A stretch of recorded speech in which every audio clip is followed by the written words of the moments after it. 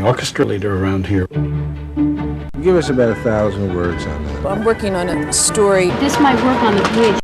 I wave a baton in front of the most marvelous artists of journalism, terrific writers and editors who produce what we think is the greatest newspaper in the world. And I worry about what we play today and how well we played yesterday, and most of all, what we ought to be doing next month and the month after, and do we need more trumpets or do we need more violins? Adolph Ochs, the founder of the modern New York Times, had a philosophy that combined good journalism and good business. In fact, he believed that good journalism is good business. That's a philosophy that has successfully been passed from publisher to publisher and is one that I subscribe to absolutely. The best picture you transmitted was the car with the people looking at the house. This institution is what it is because of the quality of the men and the women who work in all of its departments and who believe in passing excellence on. It's true throughout this institution, and it is what makes the New York Times the New York Times. I mean, is it a war disaster or is it a drought disaster? We have about 15 departments that are covering the news. Unity by Stevenson is a very strong story that says... They submit in writing what they think are candidates for page one, which is supposed to display the best, the most interesting, or the most important news that we have. Skillfully word we got bothers skillful's me. not in the, I just said it, but I also took it out. It's not in the... Okay, because we It's don't... intense. We're using intense, because it was intense. Beyond that, I don't know what Bush said. The page one meeting is not only a place where we decide literally on page one, but it's where we kind of have a colloquium on our ideal ways of handling news. Bush in the lead is quoted as saying he felt very strongly about Clinton, but I don't know about what. Yeah, Max, that's fixable. I agree with you. Howell Raines is our Washington bureau chief, and he talks to us through a wire hookup. The other interesting thing about this that we need to make clear... When you're in the New York Times front page meeting, this is how the game is played in the big leagues. This is newspapering of the highest order, and it's a very exciting process to be part of. Robin's thought here is that the pattern we've seen in past campaigns is that... As Washington editor, I'm in charge of supervising the assignment of the 40 or so reporters in the Bureau, and then helping shape and edit their stories. The great fact of the New York Times is that if you pay attention, the world will. Sometimes the name of the New York Times will get a reporter access where he or she might not have it otherwise. You are the source of information for most of the world. You set the standard about what is important, what is the news. But the fact is that access always depends on the needs of the person or institution that you're covering, and they will always make that judgment in their own self-interest. So you can't really depend on the power of the Times to do your job for you. Cost containment is the foundation of any healthcare policy. Tom Friedman is a unique talent. I know of no one in American journalism who has won 2 Pulitzer Prizes so early in his career. Ladies and gentlemen, the President of the United States. Today's story was a boilerplate political event. You got to go work the crowd a little beforehand. What's your sense of what kind of reception? Thank you all very, very much. And then you check the crowd afterwards and get a sense of whether he reached them. I believe what's left is a domestic crowd. And in a few minutes, I'll go over to the White House and listen to their background spin on the speech. And then you go back and write it up. Basically, what you do is collect as much information as you can. At the end of the day, cross off everything you don't believe, and you write up the rest. And that's news. It used to be in the old days of column writing that it was all commentary and interpretation. Now some of us are in the business of opinionated reporting, not just to comment on what happened today or yesterday, but to pick up the phone and make something happen, give a comment or discover some fact. Okay, I'll ask a bunch of questions. That moves the story along. All right, would you ask me to call William Safire, New York Times? No, I never say what I'm calling on. Thank you. What do we have for front page candidates?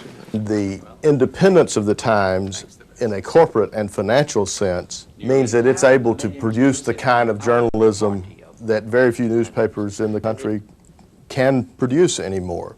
And it is, in many ways, a circle. We attract a reader with a high degree of education, who tends to have a better job, who tends to have a better lifestyle. Therefore, we can sell advertising and additional circulation to people much like that. That money allows us to maintain our news gathering organization really around the world. Many French are concerned that European technocracy will soon replace French democracy. Bernie Gwertzman is the foreign editor. It's a difficult time to gauge how one covers or what one should give priority to in international reporting.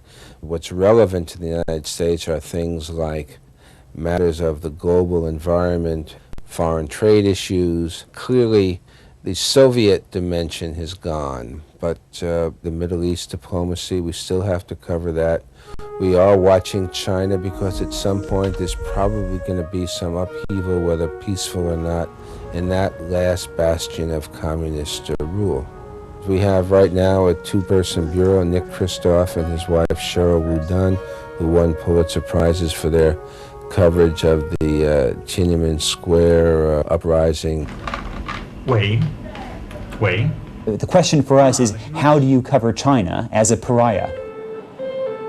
It's not a typical country where you can openly meet with people to get information. You're always worrying, is somebody else going to follow that person home, call them in for interrogation? I've been shot at, I've been harassed, they haven't given my son a residence visa, Chinese friends have been tossed in prison. And the risk is that this then embitters us and reduces our ability to be fair about China. And I think it's critical for us as reporters not to forget that there is another whole dimension to China.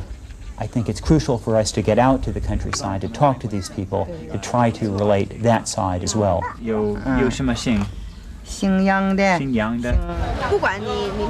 So we go to the market to talk to people to find out what is the average Joe thinking about. What is the person selling a ginger thinking about?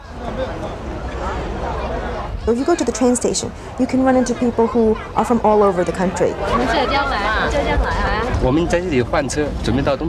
All these people have different insights from the typical man in the street in Beijing.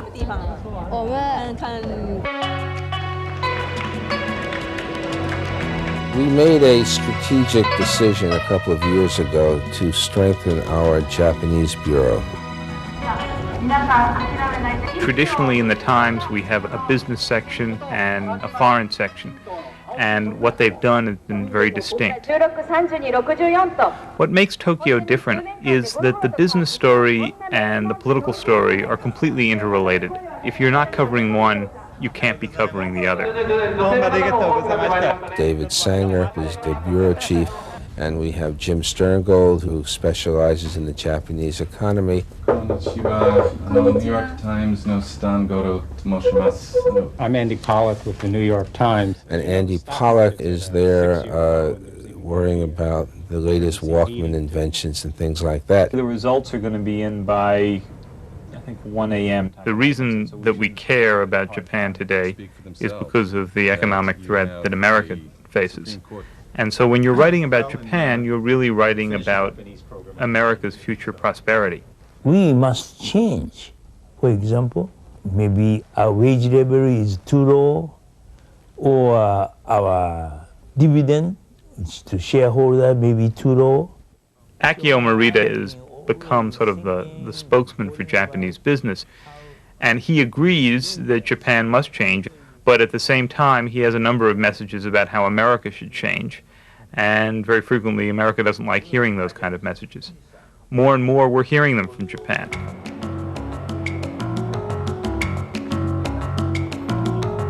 Everything in Japan is based on building relationships. You do a lot of your most interesting news gathering at times when you've sort of turned off the reporter section of your brain, and little things will come up that suddenly make you realize, gee, I finally understand what was going on last week. It's a wonderful enigma. In a traditional sense, in a daily newspaper, what happened today, the president made a speech, the hurricane hit, that's easy to recognize as news. But more and more people are dying of this disease rather than that disease. More and more jobs are switching from one sector of the economy to another. Those are things that don't happen on any one day, but they're at least as important as what may happen on any given afternoon. Catching those trends at a time when we think we're the first to recognize them, or we're able finally to explain them, getting that kind of story right at the top of the news along with what happened today, I think that's our most important effort to change the paper. Nicholas? We have a story by John Wilford which reports the discovery of a small object beyond Pluto. We can't possibly have a staff that is large enough so that we have one expert on every phase of every field. Even if we have science reporters, are they all going to be molecular physicists, and are they all going to know about microbiology? So in one sense, every reporter is a generalist. A gorgeously preserved specimen of an animal closely related to the one that you were just looking at. At the Times, science is considered a major subject for coverage. It's what drives us as curious people, and it helps define us as human beings. All right, page 1. The national editor is Selma Goldman. Around here, the question of what's right and what's wrong to put in the paper is taken very, very seriously. If he can quote somebody on saying it. I think that's our interpretation. Then we don't. I don't think there's. I asked about that. And I didn't get any use. support. I think with Max's arrival, he pushed the paper hard to get away from just the simple, quick news story and develop ideas in other areas. So that's why I've pushed national correspondents to have specialties. Good morning, Max. Benavides, please. Reinhold is a kind of a holdout. Reinhold refuses to take a specialty. This is Robert Reinhold, the New York Times Bureau in L.A. He's our senior person out in California. New York Times. Here you have 15 million, mostly urban Americans, stuck in this desert here, vulnerable to earthquakes, with no water, with terrible air. I think we should prepare not just for a big earthquake out here, but for medium-sized earthquakes in here that will be probably far more damaging. This is a very problematic and even dangerous place to be. That is one of the essential dichotomies or dilemmas of working here, is to describe how such a thing could have happened in such a, in a way, terrible but beautiful place. Like I said, we want to talk to the whole media. We want to talk to the whole world. We want to wake society up and let society know what's really going on. That's what we really want to do. Okay. Here, give us that chance. That's the chance we really want. What a reporter can do is to print your point of view. And I'm going to write an article about the gang truce and beyond the fact that just what's happening today or a different day, what it means, what you've been telling me, what the reasons for the gangs are, what your grievances are, what's hard about life here. The riot was a cry of protest, a cry of pain from the people at the bottom of our society. A reminder that there is a third world here in Los Angeles. It's part of America. It's something we have to deal with. I don't review, I don't pass judgment on films. I report on films, what goes on in the industry. One of the criticisms you hear of Disney is that I never hear any criticism. You actually hear criticism? Every now and then. Every now and then. Couldn't have been. Is that the movies are more or less formulaic. Yeah. Well, guilty. You do have a great deal of access in Hollywood if you're a reporter for the Times. It has nothing to do with me. It has to do with the paper I work for. The markets are saying that they overreacted yesterday. The markets were responding, I think, both to that. Karen Aronson is the deputy business editor. 6 for 10,000, 10,000 an eighth. I try to stay current with what's going on by getting out and talking to people who are important in the business world.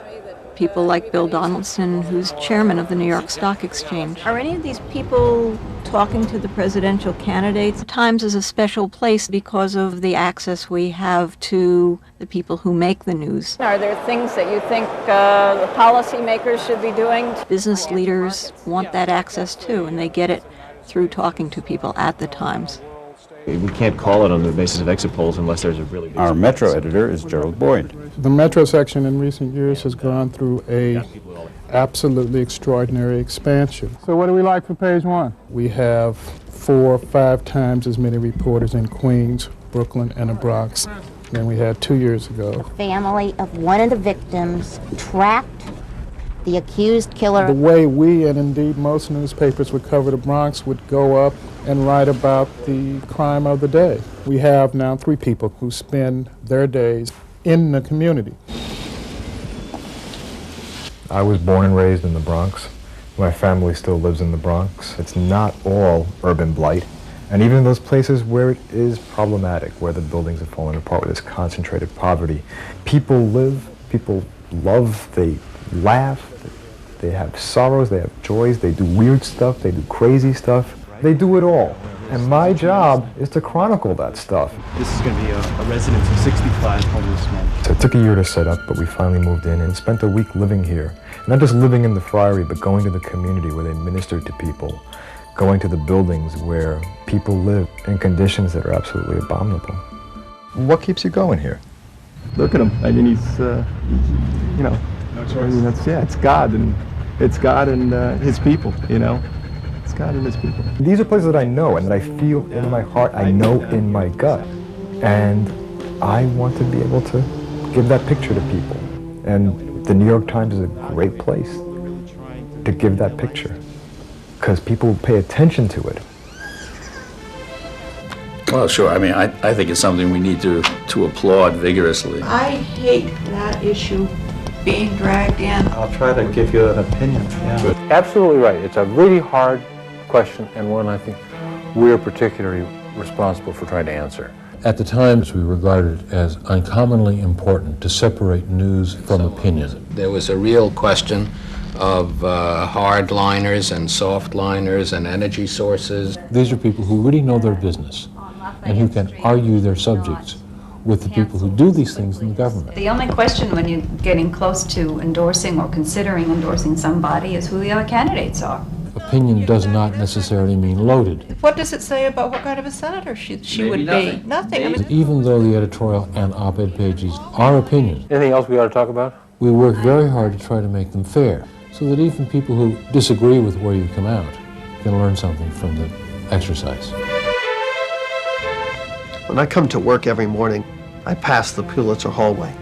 It's a reminder of what this newspaper is and of the quality of the men and women. No other news institution in this country has anything close to the number of Pulitzer Prize winners.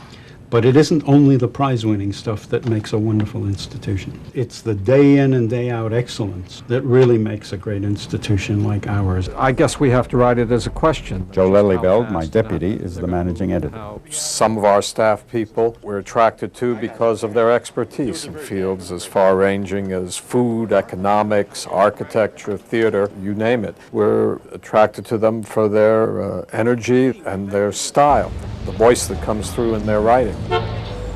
Working in the style department at the Times is really exciting. hello. We get to go to parties at Saks and parties at Bergdorf's and parties at every hotel in New York. We get to dine with Calvin Klein. This is Bernadine Morris. Hi. How's this feel? And even though it's a lot of work and we're often on deadline, it is a glamorous job. Bob Mackey. I'm Anne-Marie Sheryl from the Times. We've never met. I wanted to say hello. There's a very strong commitment not to play up a designer who isn't deserving of it. Hello. And not to criticize somebody unfairly, to be scrupulously honest in everything we write.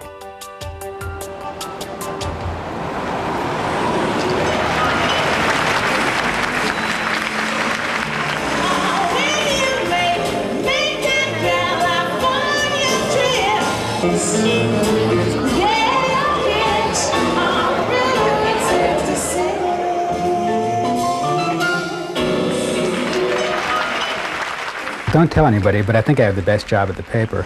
I get to go hear a lot of music, I get to listen to a lot of records, and I get to think about it and tell people about it. too much cultural coverage elsewhere is more gossip and personalities. The Times lets me write about ideas.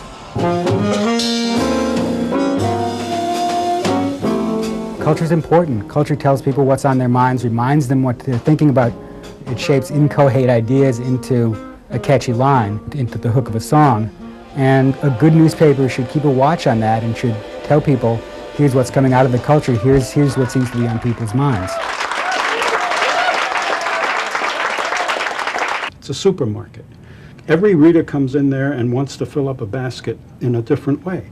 And yet they all want to be sure they know where the meat is and where the vegetables are and where the weather is, where the sports is. So we have devices, maps, graphics, charts, clearer headlines, clearer labels at the top of each page where you are in the paper, all navigational aids through this supermarket.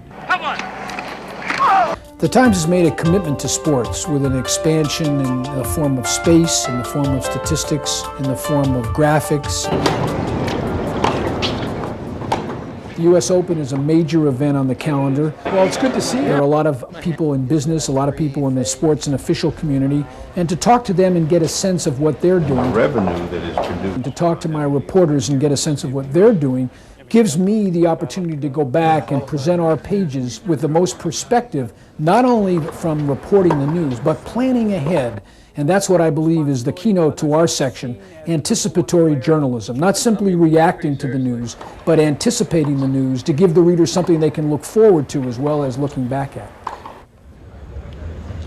Good evening, all, and welcome to Gracie Mansion. My mission as a photographer is to produce a kind of visual image that will put the reader at the place of the event.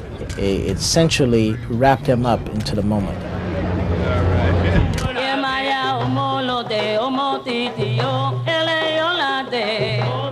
The photographic essay I did for the magazine on the religious expression of people of African descent in New York City was perfect for the magazine in so many ways. It presented or opened up a new world that New Yorkers didn't know anything about. I feel very good knowing that I helped contribute to bringing understanding to a particular subject, a particular person or place that yesterday people didn't know about.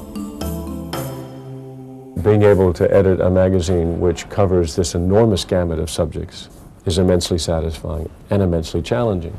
Alex has written enough from remote third. The best writers and best photographers will work for us because they're aware of the readership and also the nature of the readers. An extremely intelligent, extremely demanding audience that wants to be challenged.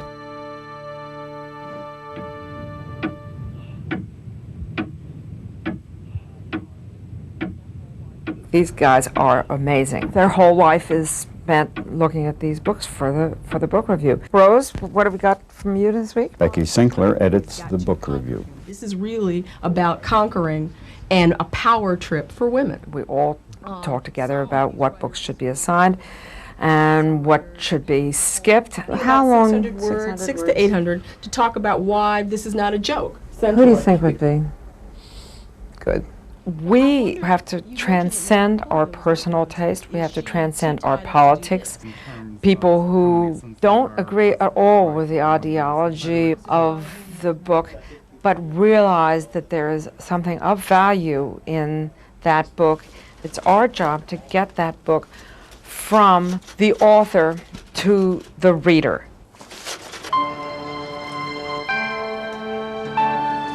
Too many of our readers still approach the daily as a textbook. You start with a first page and you go all the way through to page 259 and then you're done. We need to change the mentality to say, please enjoy it, take what you want from it, and don't feel obligated to read it all. The one thing I love about this newspaper is the reader's acceptance of our editors setting the agenda of what happened to the world yesterday. They give us permission to say these are the important events, and they don't question them. Nothing that any of our vast staff of writers and editors comes across and thinks of as either important or interesting is beyond the realm of what we print, provided only that it fits the general pattern of fairness and that we keep it in perspective.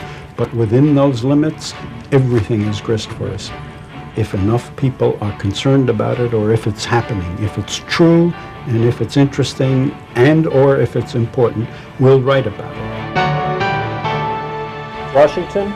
Yeah. We're leading in the first edition with a campaign story under an A-head. Also at the top of the page are Sudan and a layout on the New York Senate race.